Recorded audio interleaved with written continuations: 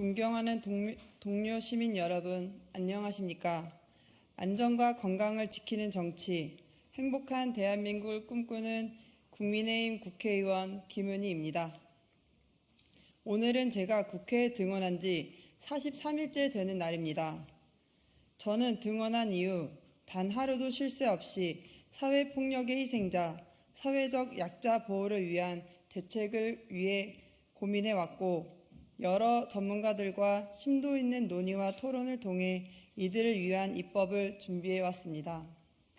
그리고 오늘 범죄 피해자 보호 3법을 시작으로 사회적 폭력의 피해자들을 위한 의정활동을 힘차게 시작하려고 합니다.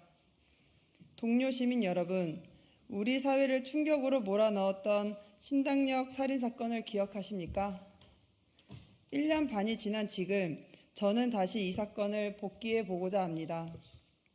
만약 신당역 살인사건에서 가해자에게 구속영장이 제대로 발부됐더라면, 피해자와 가해자가 제대로 분리됐더라면 이러한 끔찍한 비극은 발생하지 않았을 것입니다. 당시 우리 모두는 분노했고, 다시는 이런 일이 발생하지 않도록 국가와 사회의 대책을 요구했습니다.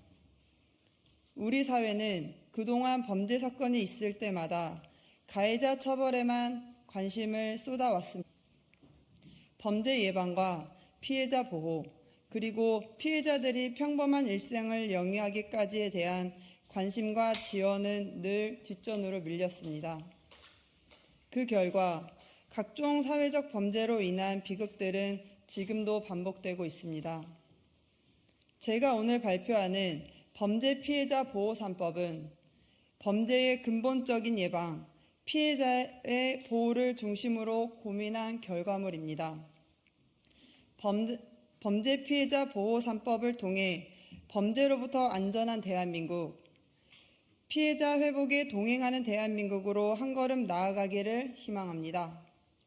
먼저 성폭력 방지법 개정을 통해 보복범죄 방지를 위해 국가와 지자체의 의무를 강화하겠습니다. 가해자가 피해자 거주지 100m 이내 접근하지 못하도록 하고, 특히 출소 이후 가해자가 피해자 거주 지역으로 전입신고 시 피해자에게 즉시 알리겠습니다. 또한 휴대전화 메시지나 우편물을 이용한 접근 또한 차단할 것입니다. 이는 2차 피해 방지와 보복범죄 예방을 위한 종합적인 대응 체계를 구축하기 위함입니다. 또한 스토킹 처벌법 개정을 통해 피해자에 대한 가해자의 접근 금지 기간을 최소 6개월에서 재판 종료 시까지 연장하여 현실적으로 피해자의 불안과 두려움을 해소하기 위한 최소한의 장치를 마련하겠습니다. 마지막으로 중대범죄신상공개법 개정을 통해 흉악범죄에 주로 이용됐던 도끼나 칼, 톱 등의 위험한 물건을 휴대하거나 이를 이용한 스토킹 범죄자의 신상 공개를 의무화하겠습니다.